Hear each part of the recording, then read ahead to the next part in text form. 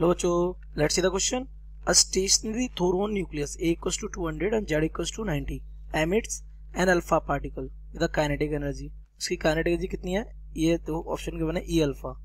What is the kinetic energy of the recoiling nucleus? Recoiling nucleus की kinetic energy क्या होगी? और kinetic energy alpha आपको पता हो तो option A E alpha upon 108, option B E alpha upon 110, option C E alpha upon 55 and option D E alpha upon 54.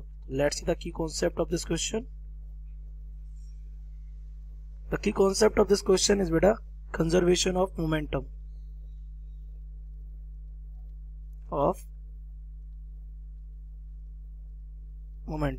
So it states that in the absence of external force,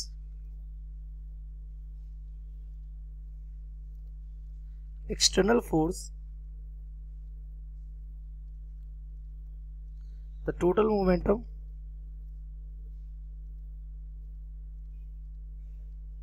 of the system remains conserved. Okay, तो ये देखिए हमारे इस question में क्या हो रखा था, हमारा एक न्यूक्लियस था थोरोन का. ओके, और इससे क्या एक अल्फा पार्टिकल निकल गया. तो इसकी कंडीशन क्या होगी, ये रहा एक अल्फा पार्टिकल जो इधर जा रहा है और ये कौन है, बचा हुआ न्यूक्लियस जो इधर जा रहा है. मान लिया ये हमारा y है, ये हमारा x है और ये इधर जा रहा है. ओके, तो y का आपको मास गिवन है कितना, 200 है इसका a, इसका एटॉमिक नंबर कितना है 90 है. ठीक है, तो यहाँ से अल्फा पार्टिकल कितना मास लेके जा रहा होगा 4 और एटॉमिक नंबर कितना लेके जा रहा है 2, तो x कितना छोड़ रहा होगा 196 और यहाँ पे इसका एटॉमिक नंबर कितना छोड़ रहा होगा 88.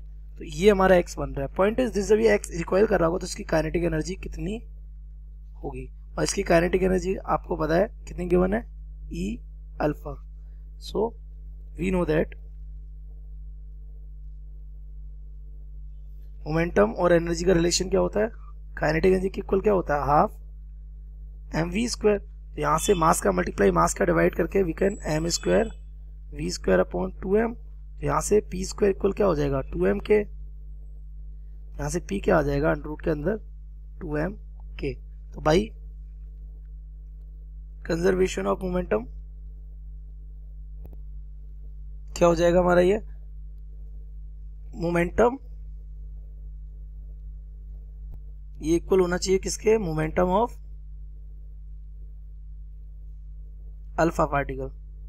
ऐसा क्यों, क्योंकि वो अंदर से ही ब्रेक हुए हैं, सारे फोर्स इंटरनल थे, एक्सटर्नल फोर्स इस पे कितना था, इस पर इन पर एफ एक्सटर्नल कितना है 0.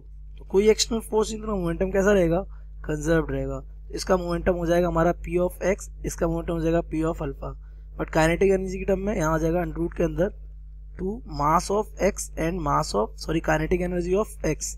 ये हमारा आ जाएगा 2 मास ऑफ अल्फा और ये हमारा आ जाएगा क्या, kinetic energy of alpha. Root square ले लें दोनों साइड, तो 2 mass of x k of x is equals to 2 mass of alpha and k of alpha.